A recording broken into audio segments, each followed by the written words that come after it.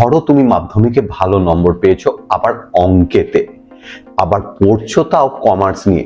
এত ভালো অঙ্কেতে নাম্বার পেলে তাও কমার্স নিয়ে। কমার্স প্যারাডিমে সবাইকে স্বাগত। এই চ্যানেলটা যেহেতু কমার্স রিলেটেড, তাই এইখানে আলোচনার বিষয়বস্তু অবশ্যই কমার্স। আর দীর্ঘদিনে আমার পড়ানোর কমার্স পড়ানোর অভিজ্ঞতা থেকে বলতে পারি, আমরা যারা কমার্স নিয়ে পড়ি, বিশেষত বাঙালি ছেলেমেয়েরা, তারা চারপাশে একটু যদি কান পাতো তাহলে শুনতে পাবে কিন্তু কিরকম যেন একটা হালকা অবজ্ঞা। তাদের মুখের দিকে তাকালে মনে হবে কি যেন একটা এলেবেলে সাবজেক্ট নিয়ে আমরা পড়ছি, কিন্তু বাস্তব সম্পূর্ণ অন্য কথা বলে। সেই বাস্তব নিয়ে কিন্তু আজকের এই পর্ব। প্রথমেই বলে রাখি, আমি কিন্তু আমার সাবজেক্ট নিয়ে কথা বলছি, অর্থাৎ কমার্স নিয়ে কথা বলছি। অন্য কোনো সাবজেক্টকে ছোট করার স্পর্ধা আমার নেই, কিংবা সেই শিক্ষাও আমি পাইনি। সত্যি কথা বলতে কি, আমাদের এই কমার্সে কিভাবে ম্যানেজমেন্টে কাজ করা যায় সেই জিনিসটাই প্রথম থেকে শেখানো হয়, এবং এর সাথে শেখানো হয় ফিনান্সের নানা খুঁটিনাটি। তা আমি একটা ছোট্ট এক্সাম্পল সেট করছি। আমার এরকম অনেক বন্ধু রয়েছে যারা সায়েন্স নিয়ে পড়েছে, এবং তারা সেটা পড়ার পর ক্লাস 12 পাস করার পর বিটেক করেছে, কিংবা অনেকে এমটেক করেছে অন্য জায়গায় শিফট করার জন্য। কিন্তু যারা বিটেক করেছে, অর্থাৎ ইঞ্জিনিয়ার, তারা এরকম অনেকে আছে যারা থার্মাল পাওয়ারে সার্ভিস করে।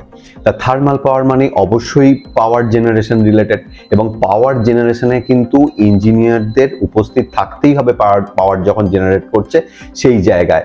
তা সেটা ওই যেখানে থার্মাল পাওয়ার হলে যেখানে কয়লা দিচ্ছে, ওই গরমের মধ্যে কিন্তু অনেক সময় ইন্সপেকশন বা ভেরিফিকেশন তাদের করতে হয়, সেটা রাত জেগে হলেও করতে হয়। অনেক সময় দেখা যায় 40-45 বছর বয়সের পর কিন্তু এই কাজটা, এই মেকানিক্যাল কাজটা কিন্তু স্ট্রেস দিয়ে দেয় তাদেরকে, তারা আর ওই কাজটা করতে পারছে না। কিন্তু তাদের যদি এই জায়গায় ম্যানেজমেন্টের ডিগ্রি থাকতো, তাহলে কিন্তু তাদেরকে ওই কাজটা করতে হতো না, তারা কিন্তু বসতো 10টা-5টা ডিউটির ম্যানেজমেন্টের চেয়ারে।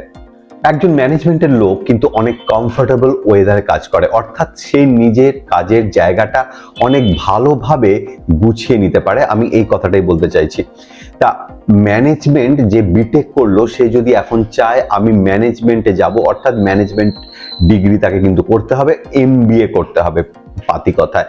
তা এমবিএ যখন করতে হবে, তখন আমার প্রশ্ন হচ্ছে, কমার্স নিয়ে পড়ে আমাদের সাবজেক্টটা ভালোভাবে বুঝে কেন এমবিএ করব না? হঠাৎ সায়েন্স নিয়ে পড়ে ম্যানেজমেন্টে যাবার জন্য এমবিএ করা, এতে আমার যেটা ব্যক্তিগতভাবে মনে হয়, এমবিএ করার জন্য যে জিনিসগুলো দরকার হয় সেই জিনিসগুলো কিন্তু কমার্স অনেক ছোট থেকে গোড়া থেকে প্রোভাইড করে দিয়ে আসছে। অর্থাৎ আমি এই কথাটাই বলতে চাইছি যে ম্যানেজমেন্টেই যখন যাব, তখন এমবিএ যখন করব, তখন কেন ক্লাস 10-এর পর সায়েন্স নিয়ে পড়লাম? কমার্স নিয়ে পড়লে কি খুব দোষ হতো? সায়েন্স নিয়ে না পড়লে নাকি ভালো কেরিয়ারই সেট করা যায় না, এরকম অনেকের ধারণা আছে। আমি বলছি, কমার্স নিয়ে পড়ে কিন্তু অনেক ক্ষেত্রে সায়েন্সের চেয়ে অনেক বেটার কেরিয়ার সেট করা যায়। এই ব্যাপারটা কিন্তু প্রথম থেকেই বুঝতে হবে, ক্লাস 10 থেকে কিরকম ভাবে এগোবো সেইটা বুঝতে হবে, তাহলেই কিন্তু এই ব্যাপারটা সম্ভব। তাহলে এক্ষেত্রে গার্জেনের সঙ্গে কিন্তু স্টুডেন্টসদেরও বুঝতে হবে যে কি নিয়ে পড়বো, আমার কি ভালো লাগে, লোকে কি চাইছে, কিংবা ভয়েতে কোনো সাবজেক্ট চুজ করে ফেললাম, তার সেই সাবজেক্টের অভিশাপ বা খারাপ দিকগুলো পরবর্তীকালে আমার ওপর এসে পড়লো এবং আমার ক্যারিয়ারে একটা ব্যাপক ক্ষতি হয়ে গেল। এই জিনিসটা কিন্তু কখনোই কাম্য নয়।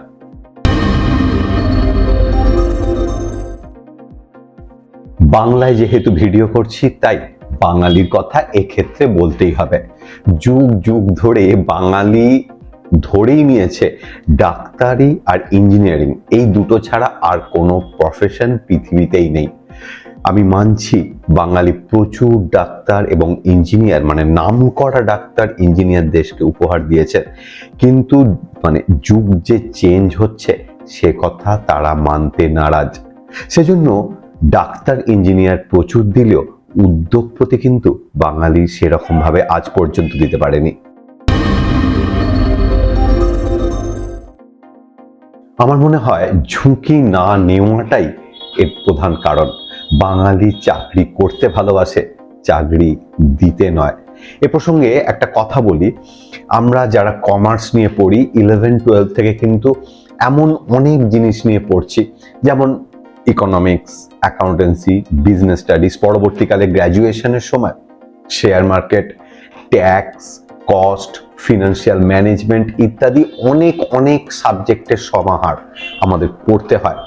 তা এই জিনিসগুলো সম্পর্কে বা এই জিনিসগুলো কিন্তু আমাদের বাস্তবের অনেক কাছাকাছি ঘোরাফেরা করে বা আমাদের প্রাত্যহিক জীবনে কিন্তু জড়িয়ে থাকে, আষ্টে পিষ্টে বেঁধে রাখে আমাদের এই কমার্স পড়াটা কিন্তু এই ক্ষেত্রে অনেক সুবিধাজনক হয়।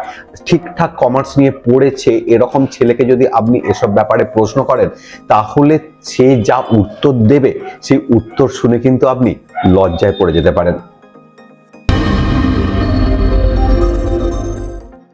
এখানে আমি দেখছি একটা প্রশ্ন কিন্তু আপনাদের মনে উঁকি দিচ্ছে।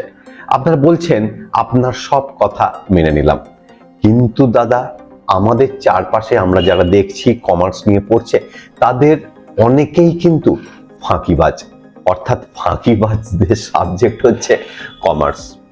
আমি যদি প্রশ্নটা ঘুরিয়ে আপনাদের করি, অর্থাৎ আপনি আপনার ছেলে কিংবা মেয়েকে যে ফাঁকিবাজ নয় তাকে যদি কমার্স দিয়ে পড়ান, সে তো ফাঁকি মারবে না।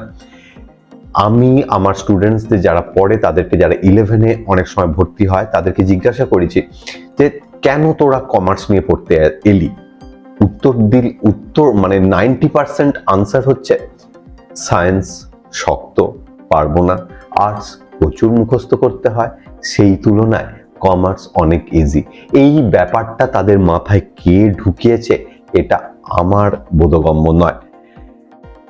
অবাঙালি ছেলেরা যখন কমার্স চুজ করে তাদের ক্ষেত্রে কিন্তু এই ব্যাপারটা হয় না। কোন সাবজেক্টটা শক্ত, কোন সাবজেক্টটা সোজা, সেই হিসাবে কিন্তু তারা সাবজেক্ট চুজ করে না, তারা কমার্সটাকে কেরিয়ার হিসেবে নেয় এবং সেইভাবেই এগিয়ে চলে। এ প্রসঙ্গে আমি বলতে চাই, সিএ, আইসিডব্লিউএ কিংবা কোম্পানি সেক্রেটারি ইত্যাদি যে কমার্সের যে মানে এটা সবাই পড়তে পারে, শুধু কমার্সের নয়, কিন্তু এইগুলো কমার্স রিলেটেড পেপার, এইগুলো কোর্সগুলো রয়েছে, সেখানে কিন্তু মানে বাঙালি স্টুডেন্টসদের চেয়ে অবাঙালি ছাত্রদের প্রাধান্য মানে পাস করার হার অনেক অনেক অনেক বেশি। তার অন্যতম প্রধান কারণ কিন্তু আমাদের এই মানসিকতা।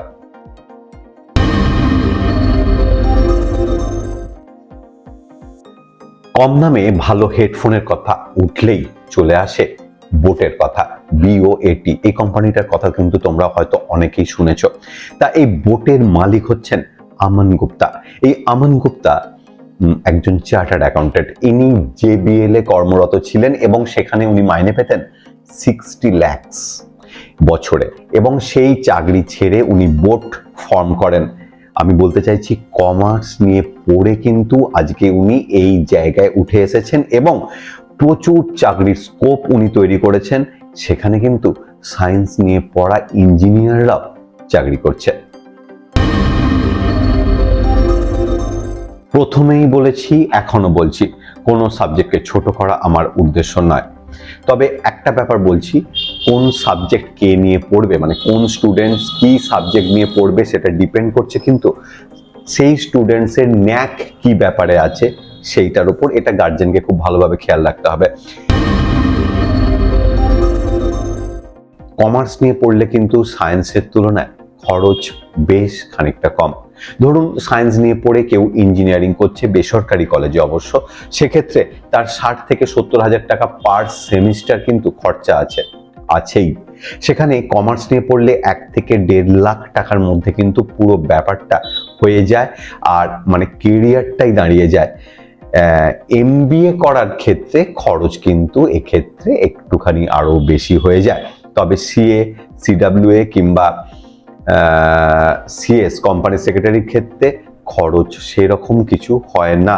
কেরিয়ার কিন্তু এগুলো দিয়েও দাঁড় করিয়ে নেওয়া যায়।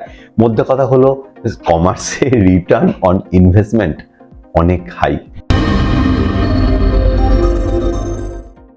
অনেকে আমাকে প্রশ্ন করেন কমার্স পড়ে কি কি দিকে যাওয়া যায় বা কি কি করা যায়। তার উত্তরে বলি সিএস, আইসিডব্লিউএ বা সিএডব্লিউএ কিংবা কোম্পানি সেক্রেটারি, এগুলো প্রফেশনাল কোর্স, এগুলো করা যায়। এমবিএ করা যায়। এছাড়া বিভিন্ন যে সরকারি পরীক্ষাগুলো রয়েছে সেগুলোতে বসা যায়, ডাব্লিউবিসিএস, বিসিএস ইত্যাদি ইত্যাদি, যেগুলো সব সাবজেক্ট নিয়ে করা যায় সেগুলো করা যায়। এবার বলছি স্পেসিফিক্যালি এমন অনেকগুলো কোর্স রয়েছে যেগুলো কমার্স নিয়ে পড়লেই শুধুমাত্র করা যায়। তাদের মধ্যে রয়েছে financial adviser, tax consultant, investment banker, data science professional, financial analyst. তা এই ভূমিকাতেও তারা কিন্তু কাজ করতে পারে।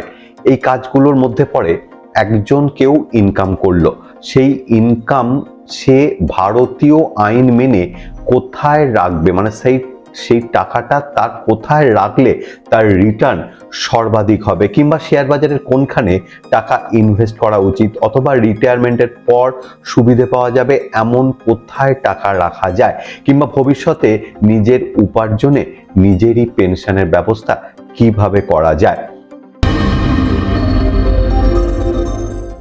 গ্র্যাজুয়েশন কমপ্লিট করার 3 থেকে 4 বছরের মধ্যে, 4 থেকে 5 বছরের মধ্যে কিন্তু এই কোর্সগুলো কমপ্লিট করা যায়। সেক্ষেত্রে ভালো প্যাকেজ পাওয়া যায়, 7 থেকে 8 লাখ টাকা তো কমপক্ষে পাওয়াই যায়, কোম্পানিগুলো দেয়।